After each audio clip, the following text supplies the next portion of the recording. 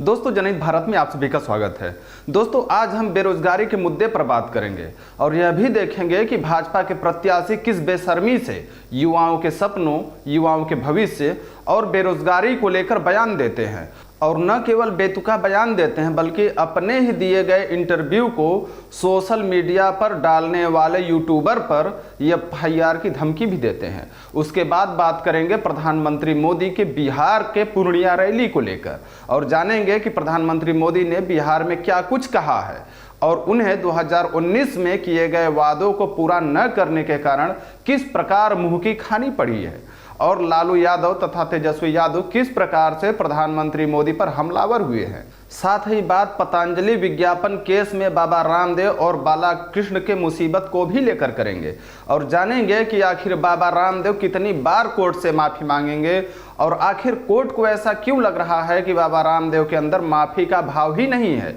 और किस प्रकार से भरी अदालत में बाबा रामदेव और बालाकृष्ण को फटकार भी लगाई है। तो चलिए सबसे पहले बात कर लेते हैं देश में बेरोजगारी बढ़ाने को लेकर दिनेश लाल यादव उर्फ निरहुआ, जो वर्तमान में सांसद भी है, उन्होंने क्या बयान दिया है। दोस्तों, संतोष कुशवाहा एक यूट्यूबर ने जब आजमगढ़ में दिनेश लाल यादव अर्थात निरहुआ से बेरोजगारी बढ़ने पर सवाल पूछा तो निरहुआ ने कहा प्रधानमंत्री मोदी और मुख्यमंत्री योगी ने तो बेरोजगारी रोक दिए हैं क्योंकि उन्होंने बच्चा ही पैदा नहीं किया और बेरोजगारी को बढ़ाने वाले आप लोग हैं क्योंकि आप लोग बच्चों के रूप में बेरोजगार पैदा कर रहे हैं और जिस तरह से प्रधानमंत्री मोदी और योगी बच्चा पैदा नहीं किए, इसका अनुसरण आपको भी करना चाहिए। पहली बात, बेरोजगारी पर इतना बेतुका बयान क्या देश और देश का युवा तथा देश की जनता स्वीकार करेगी? और दूसरी बात कि क्या प्रधानमंत्री और मुख्यमंत्री के पद पर रहते हुए उनका सिर्फ यही दायित्व बनता है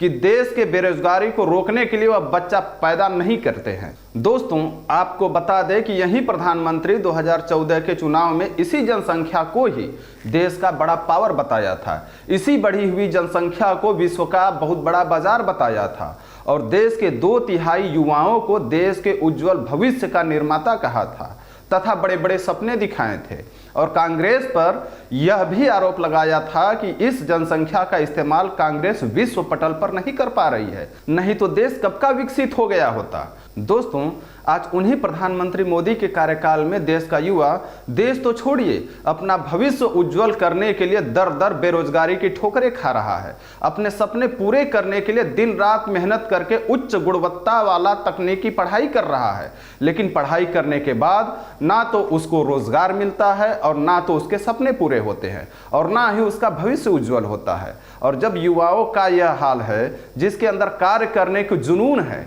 जो अपने कंधे पर देश को आगे ले जाने की क्षमता रखता है, उन्हीं के साथ अन्याय हो रहा है, तो देश किस तरीके से विकसित होगा यह तो प्रधानमंत्री मोदी ही बता सकते हैं। दोस्तों, आज बिहार के पूर्णिया में प्रधानमंत्री ने अपने रैली में कहा कि बिहार की बर्बादी का गुनहगार आरजेडी है और लालू ने बिहार को 2 चीजें दी हैं, पहला जंगल राज और दूसरा भ्रष्टाचार। प्रधानमंत्री मोदी ने आरोप लगाया कि लालू यादव ने चारा चोरी की है और गरीबों को लूटा है। उन्होंने यहां तक कह दिया कि राजद के लालटेन वाले लोग आपको आधुनिक युग में नहीं जाने देंगे और राजद और कांग्रेस ने मिलकर दलित पिछड़ों को सिर्फ छला है और उनके नाम पर अपना स्वार्थ साधा है। प्रधानमंत्री ने यह भी कहा कि उन लोगों को भगवान राम से भी परेशानी है। इस पर लालू यादव ने 2019 के घोषणा पत्र को याद करते हुए प्रधानमंत्री मोदी के खिलाफ एक्स पोस्ट में लिखा कि मैं कई दफा हैरान हो जाता हूं कि झूठ बोलने की इतनी हिम्मत इन लोगों में आती कहां से है।